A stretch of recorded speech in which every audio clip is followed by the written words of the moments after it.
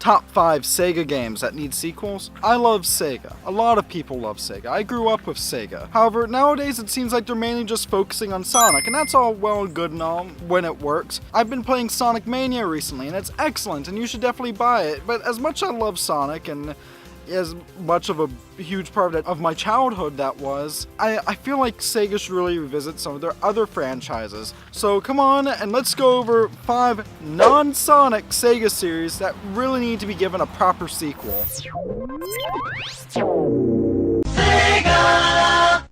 So ladies and gentlemen, welcome to Stuff We Play, your source for everything weird, adventurous, and retro, and if that sounds cool to you, why not subscribe? Now today we're talking about something that's both retro and very near and dear to my heart, Sega. The first game console I ever played was a Genesis, and since then it's always been a part of my life. As much as I loved Sonic, there are so many great Sega series, so let's start off this list with number 5, and number 5 is Phantasy Star. Now I know there's been Phantasy Star Online and Phantasy Star Universe, but I mean just plain Phantasy Star. Not online, just a turn-based RPG. The original Phantasy Star was such an incredible game. It was an RPG for the Sega Master System, which it came out shortly after the first Final Fantasy, and I think it's a far superior game. Like, don't get me wrong, I love Final Fantasy 1, but Phantasy Star, you had the fantasy elements, but then you had like the sci-fi and stuff, like, you know, traveling between planets. You had a talking cat with you, not unlike a modern franchise by a company owned by Sega. What really made the Master System Phantasy Star incredible was it had these first-person dungeons. Now, of course, that's not too impressive nowadays. I mean, if you want that, just pick up any of the Etrian Odyssey games. But man, seeing this on an 8-bit system, man, it's just so incredible. After Phantasy Star 1, there was Phantasy Star 2 into Genesis, which, good game, not as good. Phantasy Star 3, which, again, good game, not as good as the first two or the sequel. Granted, a lot of people hate Phantasy Star 3, and while I've never beaten it, I wouldn't say it's a bad game by any stretch of the imagination. And then you have Phantasy Star 4, which has been considered the best game in the series. Here's the thing, after that we had Phantasy Star Online to Dreamcast. That was great in a new direction and whatnot, but, you know, part of me, I'm more of a fan of regular old-fashioned turn-based RPGs instead of, you know, online MMO type things. There hasn't been a proper Phantasy Star sequel since the mid-90s. I think now is the perfect time for Sega to bring back the series, if for no other reason than they own Atlas. Think about this, the company that makes Persona, going back and making a Phantasy Star game. Now that's something you'll never see coming, or hopefully it will be coming, I don't know.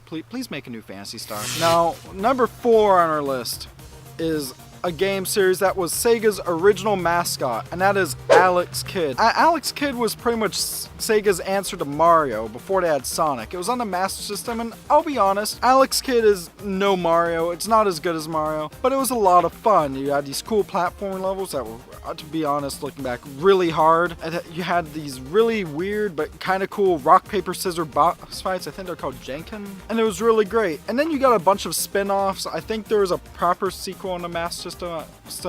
I'm not sure. I know for a fact there's Enchanted Castle on the Genesis. There hasn't been a proper Alex Kidd title since the early 90s. And Alex Kidd should not be forgotten. There's a lot of cool stuff that can be done with the series, as shown by the fan-made sequel, Alex Kidd and Miracle World 2. Come on, Sega. You turned to fans once with Sonic Mania, bring the people who made this fan-made Alex Kidd and Miracle World 2, and let them make a new Alex Kidd game, because Alex Kidd was never as good as Mario or whatnot. It was a really solid, fun, yet difficult platformer. Now, number 3 is something that for those of us who collect Sega Saturn games is the bane of our existence, and that is Panzer Dragoon. Panzer Dragoon it's this really cool on-rail shooter where you're flying on a dragon, and the best way I could describe it is kind of like Star Fox but with dragons, and I'm not even sure if that's the right way to describe it.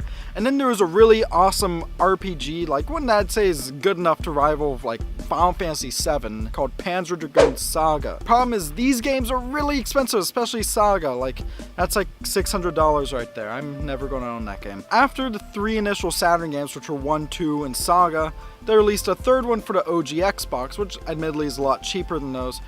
but there hasn't been a new one since. And I don't know why. Panzer Dragoon is a really fun series. I think that alone is reason why they should go back and make a new one, even as just like a downloadable title. None of these games I've listed here today have to be physical releases. Now, if they didn't want to make a full release, I'm going to cheat here and say this: Sega, just port them to like PlayStation Network or Xbox Live. I really want to play Panzer Dragoon Saga and the other two as well, but like, I don't want to pay hundreds of dollars for a single game because, well, that's stupid.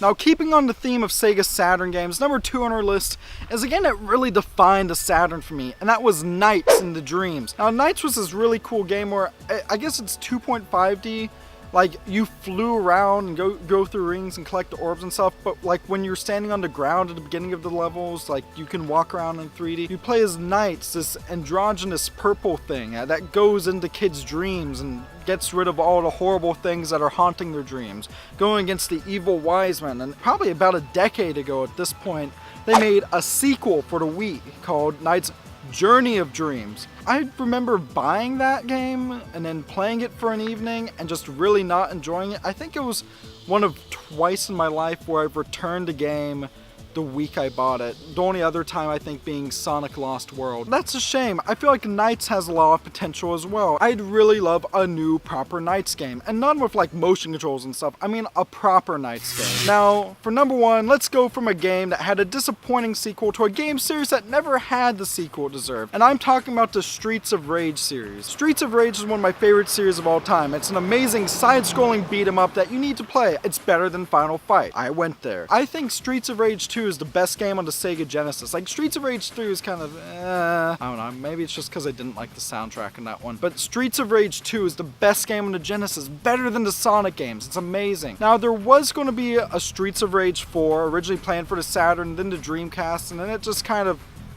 fell through. Don't really know what happens with that. I really would like to see a proper Streets of Rage 4, something that returns to the series' roots, something that really brings it back to how the series was. It has that same feeling. I want a proper side-scrolling beat-em-up. Come on, you've seen stuff like Double Dragon 4 and whatnot. I want Streets of Rage 4. A few years ago, there was a fan-made effort called Streets of Rage Remake for the PC. And it has all the stages from Streets of Rage 1, 2, 3, and the Game Gear games remade and put into one package. And of course, with how awesome it was, probably being the definitive way to play the original Streets of Rage games, Sega gave him a cease and desist, though. Being as this is the internet, if you really and truly want it, I guess there's nothing stopping you from seeking out a copy somewhere. You'll probably get a virus on your computer in the process, but whatever. If Sega found those guys and had them make a Streets of Rage 4, that'd be awesome. The only real love Streets of Rage has gotten recently was, I remember that Streets of Rage 1 3D on 3DS, which was cool. I mean, I enjoyed playing it on my 3DS, but I want a proper sequel. Bring back Streets of Rage. Beat 'em up style games just don't seem to be made anymore. Do people just not like beat 'em ups anymore? I know it's a very mindless kind of repetitive